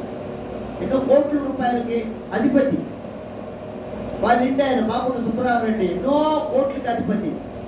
అసలు ఒక ఏరియా పేరే వాళ్ళ పేరు వచ్చేసింది. ఏం ఎత్తుకెళ్ళారు వాళ్ళు? ఏం సంపాదించుకున్నారు? విగ్రహారాధన చేస్తూ దేవుడు ఒకరికి తావిచ్చారు. జనాలకు మంచి అంటారు, జనాలకు మంచే. జనాలకు నువ్వు ఏం చేసినా, నువ్వు పెట్టిన రోజు మంచే, నువ్వు పెట్టకపోతే చెడ్డోడు. నువ్వు పెడితే మంచి, పెట్టకపోతే చెడ్డోడు. అది కాదు కదా కావాల్సింది. దేవుడి దృష్టిలో మనం మంచిగా ఉండాలి కదా. కాబట్టి అది సంపాదించుకోవాలి. ఆ ధనంగా మనం సంపాదించుకోవాలండి. పరిశుద్ధాత్మ ఆ వరం పొందుకుంటే, పరిశుద్ధత అనే ధనం మనం పొందుకుంటాం. దేవుడు ఆ ధనాన్ని పొందుకునే మనం దేవుడి రాజ్యానికి వారసులు కావాలి. అక్కడికి వెళ్ళడానికి పరిశుద్ధత అనే ధనం అవసరం. మనం ఏదైనా ఊరికి వెళ్ళాలంటే మనకి డబ్బు, రూపాయి అయ్యే అవసరం. రూపాయలు అనే ధనం అవసరం. మనం టికెట్ కొనుక్కోవాలంటే, ఏరే ఊరికి పోవాలంటే. కానీ పరిశుద్ధత అనేది కావాలంటే, దేవుని రాజ్యానికి పోవాలంటే ఆ పరిశుద్ధత కావాలి. అవన్నీ కావాలంటే దేవుడు అంటున్నాడు, నీ హృదయం నాకు ఇచ్చి కొనుక్కో అవన్నీ అంటున్నాడు. కాబట్టి మన హృదయం ఆయనకి ఇస్తే మనలో ఉండేటువంటి ఏవన్నీ కూడా శుభ్రపరిచి మళ్ళా మనకి ఇస్తాడు. ఆయన వాక్యముతో ఆయనకి పరిశుద్ధపరుస్తాడంట. కాబట్టి ఆయన చెప్పిన మార్గం మనకి ఎలాగుంది అని ఇక్కడ ఈ సంఘం గురించి ఆలోచన చేస్తే 19వ వచనంలో చూడండి. 3వ అధ్యాయం 19వ వచనం. త్వరగా, నేను ప్రేమించు వారినందరినీ గద్దించి శిక్షించుచున్నాను కనుక నీవు ఆసక్తి కలిగి వారు మనస్సు పొందుము. ఇదిగో నేను తలుపు వద్ద నిలుచుండి తట్టుచున్నాను. ఎవడైనా నా స్వరము విని తలుపు తీసిన ఎడల అతని యొద్దకు వచ్చి అతనితో నేనును నాతో కూడా అతడును. చూడండి, తలుపు తీయమంటున్నాడు. ఇతనైనా తలుపు తీద్దామా? తీసిచ్చారా? మంచిదే, దేవునికి స్తోత్రం. ఒకవేళ తీయకుండా సగం మూసుకున్నావు అనుకో, సగం అంటే లోకం కావాలా, దేవుడు కావాలా? సగం తలుపేసు. అందుకనే నేను తలుపు నా దగ్గరకు వచ్చి తట్టుచున్నాను అన్నాడు. ఏమన్నాడా? తట్టేది ఎప్పుడు? తలుపు వేసుంటే తడతారా, తలుపు తీసుంటే తడతారా? వేసున్నాం. ఆ సంఘానికి చెప్పిన మాట, తలుపు వేసుకొని ఉన్నావు నువ్వు. కాబట్టి తీ కనైనా తలుపు అంటున్నాడు. కనైనా తీ తలుపు, నేను వస్తా లోపల, ఫోన్ చేస్తాం అందరం అని దేవుడు ఒక పిలుపుని ఆ సంఘానికి కూడా ఇచ్చాడు దేవుడు. కాబట్టి ఈ 7 సంఘాలతో మనం ఆలోచన చేస్తే 5 సంఘాలని దేవుడు హెచ్చరిస్తున్నాడు. 2 సంఘాలకి దేవుడు జీవ కిరీటం ఇచ్చాడు. కాబట్టి మనం ఏ సంఘస్థులో, ఏ సంఘముల వారిగా మనం ఉన్నాం. ఆ 7 సంఘాల్లో ఒకసారి మనం అన్ని సంఘాల గురించి చదువుకుంటే ధ్యానం చేస్తే కూర్చొని ఒంటరిగా కూర్చొని నేను ఏ సంఘస్థుడనై ఉన్నాను, జీవము గల దేవుని సంఘం ఇది కాదు, ఈ సంఘాలు, ఈ సంఘాల్లో ఏ సంఘస్థుడిగా నేనున్నాను, ఆ సంఘానికి దేవుడు ఇచ్చినటువంటి ఆ సూచనలు నేను పాటిస్తాను అనేటువంటి ఆలోచన మనకి కలిగి మన ముందుకెళ్ళాలి. లేకపోతే దేవుడు రాకడ సమీపిస్తాం చెప్పేశాడు ఆయన. సోదరులు వస్తాయి, వేదనలు వస్తాయి, జరుగుతున్నాయి. ఇప్పుడు రాకడ సమీపిస్తాం. దేవాలయం కట్టడానికి సిద్ధపడుతూ ఉన్నారు. యెరూషలేములో అన్ని రెడీ అయిపోయినాయంట. కొయ్యలు గీళ్ళు అన్ని తయారు చేసి పెట్టేస్తున్నారండి. ఎప్పుడు కట్టేస్తారు, కట్టడానికి ప్రయత్నం చేస్తారో. కాబట్టి మనం ఎంత జాగ్రత్తగా ఉండాలో అంత జాగ్రత్తగా ఉండాలి. ఎందుకని? లోకంలో ఆయన చెప్పిన మాట, నేను తుఫాన్లు వస్తాయి, వరదలు వస్తాయి, భూకంపాలు వస్తాయి, ఎన్ని వస్తాయి నా రాకడికి సూచనగా. మీరు జాగ్రత్త పడండి, జాగ్రత్త పడండి అన్నాడు. ఈ జరుగుతున్నాయి కాబట్టి ఆయన ఎప్పుడు వస్తాడో మనకు తెలియదు. అందుకనే ఈ సంఘంతో ఒక సంఘంతో నేను దొంగలా వస్తాను. ఎవరంట? దొంగ ఎప్పుడు వస్తాడండి? దొంగ మనం అందరం మేల్కొని కూర్చొని మాట్లాడుకుంటుంటే వస్తాడు. దొంగ ఎత్తుకుపోతాడు, రాడు. నిద్రపోతాం, ఆదమరిచి ఉంటాం, నిద్రపోతూ ఉంటాం. దొంగలు వచ్చే సమయం ఎప్పుడంట? మనకి ఆదమరిచి నిద్ర ఎప్పుడు వస్తుందండి? 2 నుంచి 3 ఒళ్ళు తెల్లదప్పుడు నిద్రపోతా ఉంటాం, మళ్ళీ నిద్రపోతుంటాం. 2 నుంచి 3 ఆ సమయంలో వచ్చేస్తాడు. వచ్చేసి అన్ని దోచుకొని వెళ్ళిపోతాడు. నేను దొంగలాగా వస్తాను. దొంగగా రాడు ఆయన, ఆయన దొంగ కాదు. ఆ దొంగలు వచ్చి ఎలాగ మిమ్మల్ని మాయ చేస్తారో నేను కూడా అలాగ వచ్చి వెళ్ళిపోతా. మీరు మోసపోతారు. అప్పుడు మీరు మోసపోతారు. తెలివి లేకపోతే మీరు మోసపోతారు, ఆలోచన లేకపోతే మీరు మోసపోతారు. గెడులు కరెక్ట్గా వేసుకోకపోతే దొంగలు వచ్చి దోచుకోపోతారు. కాబట్టి జాగ్రత్త పడండి. మనకి తలుపులకి గొళ్ళాలు ఎలా చేసుకున్నామో అన్ని భద్రం చేసుకుంటామో అట్లాగే మన ఆత్మ కూడా పరిశుద్ధత గొళ్ళాలేసి జాగ్రత్త పడాలి. అపవాది వచ్చి దొంగిలించి తీసుకోపోకుండా లోకంలో ఉండే ఆచారాలు వ్యవహారాలన్నీ కూడా వాడు తీసుకొని వస్తాడు. మన దగ్గర ప్రతి విషయంలో తీసుకొస్తాడు. అందుకనే జాగ్రత్త పడండి అన్నాడు. లోకంలో ఉండే అన్ని చేయకూడదు, లోకాశల వైపు పరిగెత్తకూడదు. ఆ యోహాను సువార్త 1వ అధ్యాయంలో రాస్తాడు ఆ మాటలన్నీ కూడా. 3వ అధ్యాయంలో ఉంటాయి. కాబట్టి జాగ్రత్త పడుకుంటున్నాడు. ఏం పడబట్టున్నాడు? జాగ్రత్త పడదామా వద్దా? జాగ్రత్త పడ. ఇప్పుడు 119వ కీర్తన. త్వరగా అయిపోయింది సమయం.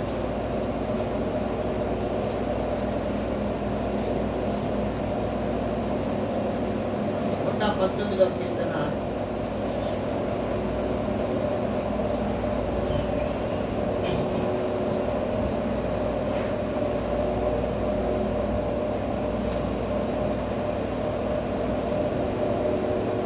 130వ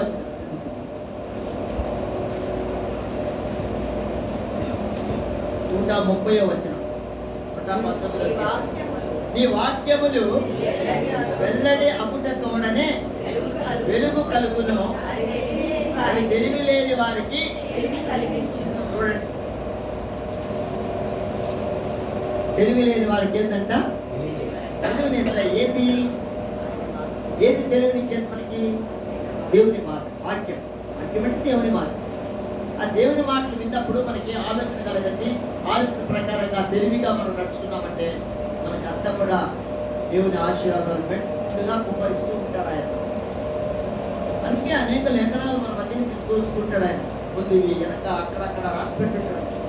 అనేక మందితో అనేక సమయాల్లో ఈ భూమి పుట్టిన నాటి నుంచి, సూర్యుడు చంద్రుడు వేరుపరిచిన నాటి నుంచి కూడా బ్రతికినటువంటి అందరి బ్రతుకుల యొక్క విధానం మనకి దేవుడు తెలియపరుస్తూ ఉంటాడు. వాళ్ళు ఎలాగ జీవించారు, మనం ఎలాగ ఉండాలి. ఇంకా 6వ అధ్యాయంలో ఎవరి క్రియలు బాధలేవని నచ్చలేదు అసలు ఆయన. అసలు వీళ్ళని ఎందుకు పుట్టించానా అనుకుని ఆయన బాధపడ్డాడంట. అంతగా చేశారు అక్కడ ఉండేటువంటి జనాంగం. పెళ్ళిళ్ళకి ఇచ్చుకుంటూ, ఆ పెళ్ళిళ్ళు చేసుకుంటూ, ఆ ఇళ్ళు కట్టుకుంటూ మాకేమని ఆ వ్యవహారంలో ఉన్నారు. వాళ్ళ లోతు కాలంలో కూడా అలాగే ఉన్నారు. లోతు కాలంలో అప్పుడైతే అప్పుడైతే వాళ్ళు ఇల్లు కట్టుకుంటూ దేవుడి మాట వెనక ఆ సందర్భం వేరే అక్కడ. కానీ లోతు కాలంలో సందర్భం వేరే, అక్కడ సందర్భం వేరే, ఇక్కడ సందర్భం వేరే. వీళ్ళంతా కూడా వీళ్ళ క్రియలే బాగలేవు. లోతు కాలంలో ఉండే వాళ్ళ యొక్క సొదొమ గొమొర్రా పట్టణాలు వాళ్ళ క్రియలు అస్సలు నచ్చలేదు. అందుకే అప్పగిచ్చేశాడు ఒకసారి బుద్ధి చెప్పడానికి. నేను శిక్షించుచున్నాను, నేను ప్రేమించే వారిని నేను శిక్షించుచున్నాను అన్నాడు ఆయన. ప్రేమించాడు కాబట్టి శిక్షించాడు. మొట్టమొదట సొదొమ గొమొర్రా పట్టణాలు వారందరినీ కూడా 5 పట్టణాలు అప్పగిచ్చేశాడు రాజులకి. వెళ్ళిపోయి బురదగుంటలో దాక్కున్నారు వాళ్ళు. ఆస్తులన్నీ దోచుకెళ్ళిపోయారు అక్కడ అన్ని మొత్తం వాళ్ళు రాజులు వచ్చి బురదగుంటలో వెళ్ళి దాక్కున్నారు. అక్కడ ఉండేటువంటి మట్టి కీళ్ళండి దాంట్లో దాక్కున్నారు పోయి అందరూ. అబ్రహాము ప్రార్థన చేసి లోతు సంగతి ఎవరో చెప్తే అరే లోతుని ఎత్తుకోపోయారా అని దేవుడి దగ్గర పోయి మొరపెట్టుకొని లోతు ఏం చేశాడు? అబ్రహాంకి అన్ని చెడే చేశాడు. లోతు మంచిగా చేయలే. ఏది కావాలా కోరుకో అనగానే నాకు ఈ పక్కదే కావాలా, మంచిదే కావాలని కోరుకున్నాడు. ఆ చెడ్డదే నేను తీసుకుంటాను అని అబ్రహాం వెళ్ళాడు. కానీ లోకం వైపు చూసినటువంటి లోతు ఏమి లేని స్థితిలో అయిపోయి అన్ని పోగొట్టుకున్నాడు. భార్య బిడ్డలు అందరూ పోయి శాపగ్రస్తమైనటువంటి జీవితంలో గడిపాడు. నేను బాగుండాలని కోరుకున్నాను. కానీ అబ్రహాం అది కోరుకోలే. సరే ఉన్న దాంతోనే దేవుడు నాకు ఇచ్చిన దాంట్లోనే నేను బతుకుతా అనుకున్నాడు. ఆశీర్వదించబడ్డాడు. ఆ తర్వాత వాళ్ళు సొదొమ గొమొర్రా పట్టణం వాళ్ళందరినీ కూడా తీసుకెళ్ళిపోయారు రాజులు. వాళ్ళందరినీ మళ్ళా పోయి దేవుడి దగ్గరికి వెళ్ళి మొరపెట్టుకొని వాళ్ళందరినీ గెలిచి మళ్ళా తీసుకొచ్చాడు. బుద్ధి కలిగించే వాళ్ళకి బుద్ధి రావడానికి దేవుడు బురదగుట్టలో వేస్తే కూడా వాళ్ళకి బుద్ధి రాలేదు. దేవుడు ఇంకా అదే అవారంలో ఉన్నారు. వాళ్ళ క్రియలు బాగలేదు. వ్యభిచారము, సాంగత్యము, మగవాళ్ళు వ్యభిచారం సాగించుకుంటూ లేఖనాల్లో ఉందా మాట. నా సొంత మాట కాదవి. 19వ అధ్యాయం ఆదికాండంలో ఉంటాయి, చదువుకోండి వెళ్ళి. లోతింటికి వస్తారు దేవుని దూతలు వస్తే, మీ ఇంటికి ఎవరో వచ్చారు మగవాళ్ళు పంపించు, బయటికి పంపి, మాకు వాళ్ళది కావాలి, మాకు వాళ్ళు కావాలి. ఎంత నీచమైనటువంటి ఆలోచనలో చూడండి. వద్దయ్యా మా కుమార్తెలు ఉన్నారు కావాలంటే తీసుకోపో అంటాడు. మా కుమార్తెలు ఉన్నారు వాళ్ళని తీసుకో అదే అంటాడు. మాకు అంత నీచమైనటువంటి మనస్సు ప్రభావం కలిగిన వాళ్ళు వారు సొదొమ గొమొర్రా పట్టణాలు వారు. అందుకే దేవుడు మొట్టమొదట హెచ్చరించాడు, తర్వాత గద్దించాడు, ఏం మాట్లేదు. అందుకే అగ్ని కుమ్మరించి కాల్చి పారేశాడు. చెప్పినా వెళ్ళావాడు. లోతు కాలంలో ఉండేటువంటి ఆ నోవహు కాలంలో ఉండేవాడు అలా కాదు. సుఖాలు అనుభవిస్తున్నారు. హాయిగా దేవుడు అంటే దేవుడు పెళ్లి చేసుకుంటున్నారు, ఆనందంగా జీవిస్తూ ఉన్నారని అక్కడ ఆదికాండం 6వ అధ్యాయంలో రాస్తాడు దేవుడు. అందుకే నీళ్లు కుమ్మరించాడు ఆయన. ఇక్కడ అగ్ని, అక్కడ నీళ్లు పంపించాడు. అగ్ని పంపిస్తే మొట్టమొదట నోవహు పడవ చేస్తుంటే, ఏంటయ్యా పడవ చేస్తున్నావు నోవహు అంటే, దేవుడు చెప్పాడయ్యా నీళ్లు రాబోతున్నాయంట, ఈ లోకమంతా కూడా సమస్యలు నాశనం అయిపోతుందంట, అందుకే నేను చేసుకుంటానంట. పిచ్చోడా అని నవ్వారు. దేవుడి మాటలు మనకు అలాగే నవ్వులు కలిగిస్తాయి. ఒక్కొక్కసారి నవ్వు వస్తుంది, చెప్పనేనా అనుకుంటారు, కానీ ఖచ్చితంగా జరుగుతాయి. మనస్సు పెట్టి మనం ఆలోచన చేయదు. అందుకే కుమ్మరించాడు నీళ్ళని. వెళ్ళిపోయారు అందరూ కూడా కొట్టుకొని వెళ్ళిపోయారు. ఆ దృష్టాంతాలన్నీ మన దగ్గరికి ఎందుకు తీసుకొస్తాడంటే, నేను ప్రేమించు వారిని శిక్షిస్తాను, అయినా వాడు బుద్ధి కలిగి జీవించడానికి ఒక మంచి మార్గాన్ని నేను చూపిస్తాను. అందుకనే ఈ 130వ వచనంలో ఏమంటుంది, నీ వాక్యములు వెల్లడి అవుతుండనే వెలుగు కలుగును. నోవహు చెప్పగానే వెళ్ళి వాడు బుద్ధి కలిగి, అయ్యా నోవహు నీ మాట ప్రకారంగా మేము జీవిస్తామని చెప్పుకుంటే నీళ్ళు వచ్చినాయి కావాలి. సొదొమ గొమొర్రా పట్టణాలు అబ్రహాం హెచ్చరించినప్పుడు వాళ్ళు సరిగా తమ క్రియలని సరి చేసుకుంటే ఇబ్బందులు వచ్చినాయి కావాలి. అగ్ని కుమ్మరించబడి ఉండేది కాదు. వెలుగు కలగాలి మనకి. నీనేవే పట్టణానికి వెళ్ళి యోనా ప్రవచిస్తే వాళ్ళు సంతృప్తిపడతారు. చేస్తారన్న కీడు చేయలే దేవుడు. ఆయన కోపం వస్తుంది యోనాకే, నువ్వేం చెప్తావు అన్ని చేయవు నువ్వు. ఎందుకంటే వాళ్ళు ఎలాంటి వారో అశ్షూరీయులు ఎలాంటి వారో యోనాకి తెలుసు బాగా. వాడు దుర్మార్గులు. ఎక్కడికి వెళ్ళినా సరే యుద్ధానికి వెళ్తే వాళ్ళని చీల్చి చెట్టాడతారు, ఆడవాళ్ళని అవమానపరుస్తారు, మానభంగాలు చేస్తారు అశ్షూరీయులు. వాళ్ళకుండే మనస్తత్వం చాలా ఘోరమైనటువంటి మనస్తత్వం. అందుకనే దేవుడు యోనా వెళ్ళి వాళ్ళకి చెప్పాయా, వాళ్ళు ఏమైనా మారు మనసు పొందుకుంటారేమో అని చెప్పాడు. కానీ ఈయన కూడా వాళ్ళకి ఎంత నేను చెప్పేదే, వాళ్ళకి చెప్పేదే నేను అనుకున్నాడు. వెళ్ళి ఇంకో దగ్గరికి పోతాందే వాళ్ళకి చెప్తా వెళ్ళి అనుకున్నాడు. వెళ్ళాడు, శిక్షించాడు దేవుడు. వీళ్ళకి చెప్పంటే వాళ్ళు చెప్తాను, మీ ఇష్టమేనంతా, నా ఇష్టమే లేదా అన్నాడు. తిరిగి తీసుకొచ్చాడు అక్కడి నుంచి. చేప కడుపులో పడితే శిక్షిస్తే కొద్దిగా అప్పుడు బుద్ధి వచ్చింది, అలా వచ్చాడు. వెంటనే వచ్చిన తర్వాత యోనాకు చెప్పాడు, పోయి చెప్పుకో అంటే వాళ్ళకి చెప్తాడు. 40 రోజుల్లో 40 రోజులు ప్రకటిస్తాడు, దేవుడు శిక్షిస్తాడంట, దేవుడు శిక్షిస్తాడంట, దేవుడు శిక్షిస్తాడంట. వాళ్ళు మారు మనసు పొందుకుంటారు, గోనె పట్టలు కట్టుకుంటారు. అందరూ కూడా గోనె పట్టలు ఏంటి దేవుడి దగ్గరికి వెళ్ళి మరి ప్రార్థన చేసుకుంటారు, చెప్పుకుంటారు తమ పరిస్థితి అంతా. దేవుడి దగ్గరకు వచ్చేటప్పుడు ఎలాగొస్తున్నాం మనం, ఎలాగొస్తున్నాం దేవుడి దగ్గరకు వచ్చేటప్పుడు ఏ కట్టుకుని రమ్మంటున్నాడు, ఏ కట్టుకున్నారు వాళ్ళు దేవుడి దగ్గరికి వెళ్ళినప్పుడు? యోనా గ్రంథంలో ఉన్నది గోనె పట్టలు కట్టుకున్నారు. యెహోషువ కీడు జరిగింది, గోనె పట్టలు కట్టుకున్నారు. మాకేం కీడు జరగలేదు కదా, మేము పట్టు వస్త్రాలు వేసుకొని వస్తాం అంటే కుదరదు. వస్త్రాలు కట్టుకొని రమ్మని నేను చెప్పడం లేదు మిమ్మల్ని, ఇది కాదు. ఎలాగ జీవిస్తున్నామో ఒకసారి అర్థం చేసుకోండి. భక్తులు భక్తుల్లాగే ఉంటారు. టీవీలో చూపిస్తుంటారు. మొత్తం ఒక పాట చూసాం, మొత్తనేనామా చూసింది, మొన్న చూసింది, మొన్న ఆడమంటా ఉంది. పాస్టర్ గారు నిలబడి మైక్ దగ్గర చేరి ఎర్రగా పూసుకొచ్చేసింది. ఏంటే వాళ్ళే అలా పూసుకొస్తే ఇంక వీళ్ళేం చేస్తారు, వీళ్ళు కూడా వస్తారు. అంత పట్టుకుంటలు అన్నీ వేసుకొని ఎప్ప ఆరాధన చేస్తూ ఉంటారు. ఎంత సంతోషంగా ఉందా అనుకుంటే అబ్బే అక్కడ కీడు జరుగుతుంది. మనకి కీడు జరుగుతుందా, మేలు జరుగుతుందా? ఇప్పుడు కీడులో ఉన్నావా, మేలులో ఉన్నావా? ఎలా ఉన్నాం మనం, ఏ స్థితిలో ఉన్నాము? లోకానంతటి గురించి ఒకసారి ఆలోచన చేసుకుంటే మనం ఎక్కడున్నాం? అందరూ బాగుండాలి, అందులో నేనుండాలి, మనం కాదు. అందరూ బాగుండాలి, అందులో నేను కూడా ఉండాలి అని ప్రయత్నం చేయాలి. అందుకే అందరి కోసం ప్రార్థన చేయాలి మనం. అందుకే లోకమంతా కూడా ఇబ్బందులు పాలవుతుంది, లోకమంతా ఇబ్బందులు పాలవుతుంది. అందుకే జాగ్రత్త పడాలి దేవుడు.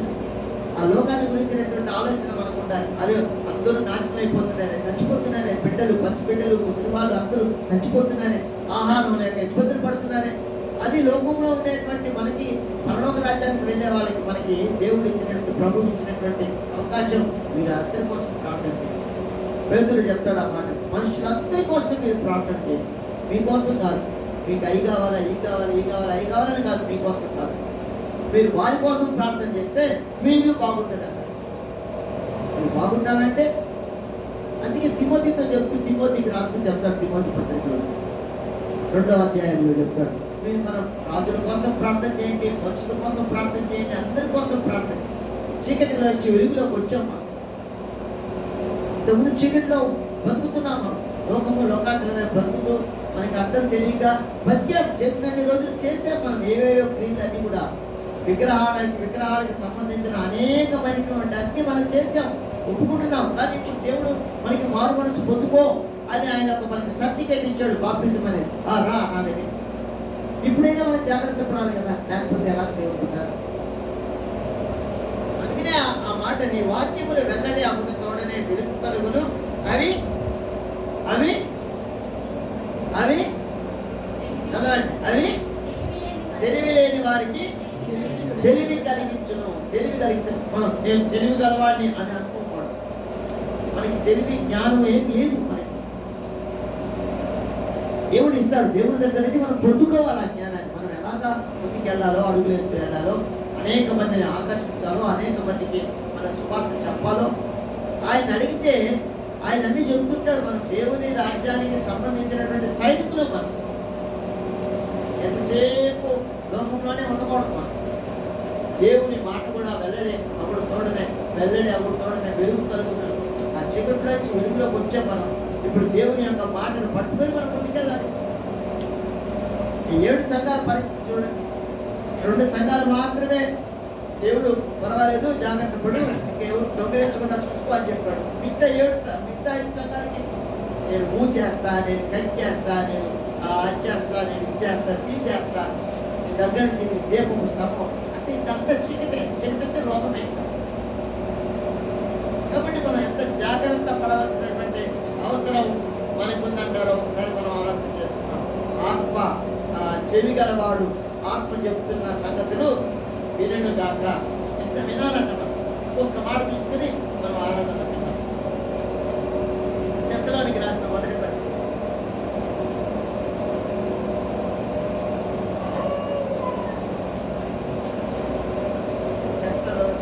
సంఘానికి రాసిన 5వ అధ్యాయం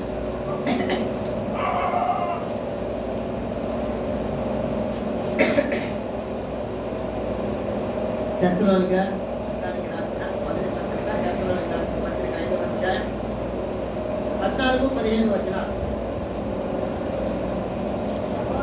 సహోదరులారా,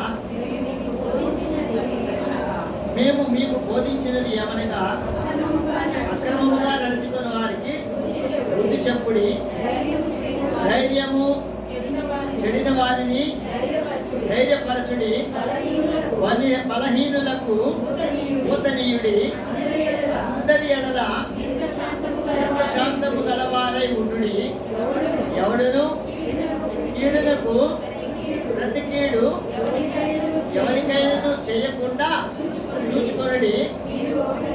మీరు ఒకరి ఎడల ఒకడును మనుషులందరి ఎడలను ఎల్లప్పుడూ మేలైన దానిని అనుసరించి నడుచుకొనుడి, ఎల్లప్పుడూ సంతోషముగా ఉండుడి, ఎడతెగక ప్రార్థన చేయుడి, ప్రతి విషయమునందును కృతజ్ఞతాస్తుతులు చెల్లించుడి.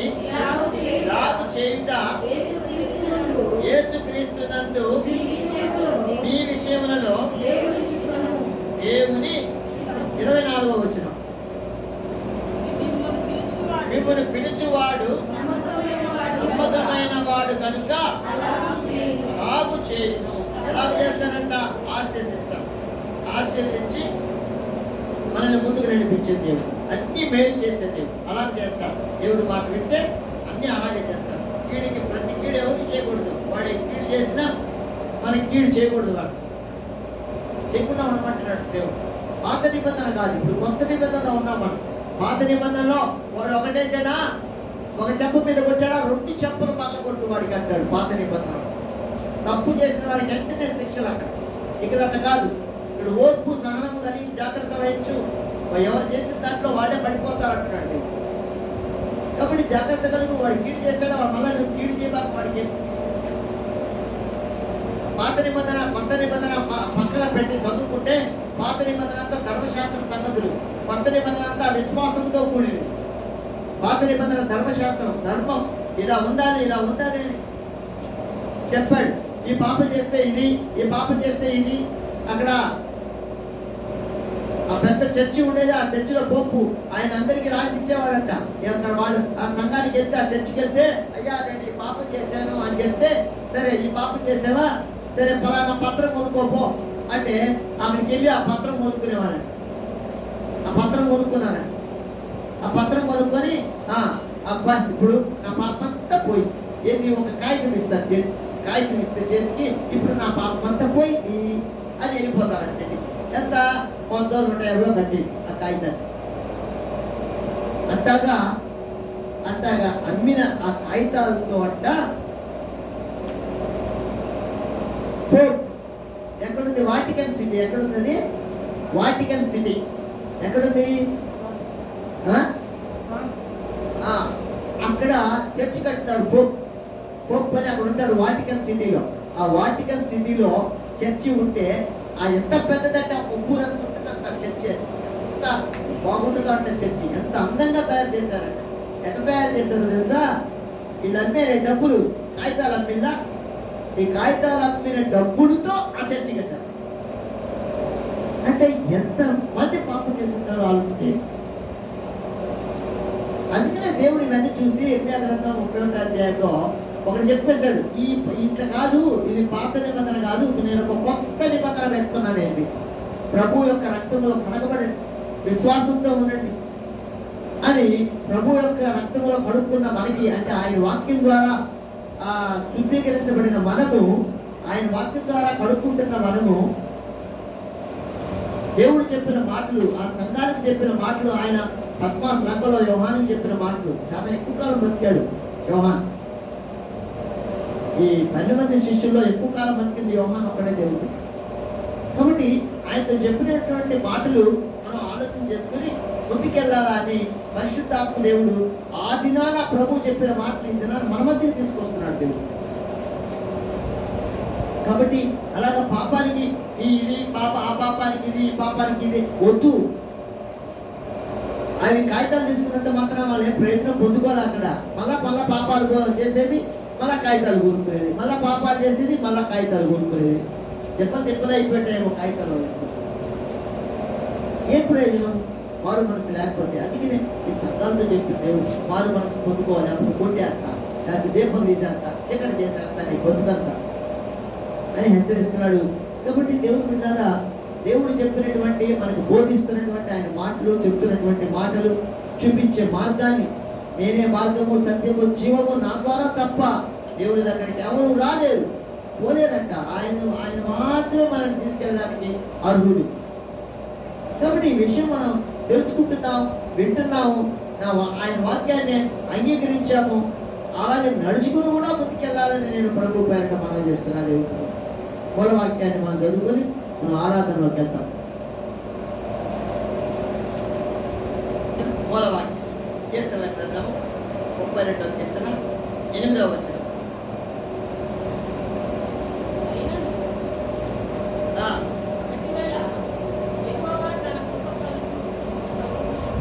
నీకు ఉపదేశము చేసేదను, నీవు నడవవలసిన మార్గమును నీకు బోధించేదను, నీ మీద దృష్టి ఉంచి నీకు ఆలోచన చెప్పేదను. 9వ వచనం కూడా ఒకసారి చదువుకొని ఆపారు. బుద్ధి జ్ఞానము లేని గుర్రము వలెనైనను, అక్షర గాడిద వలెనైనను మీరు ఉండకుడి, అవి నీ దగ్గరకు తేబడినట్లు వాటి నోరు వారుతోను కళ్ళెముతోను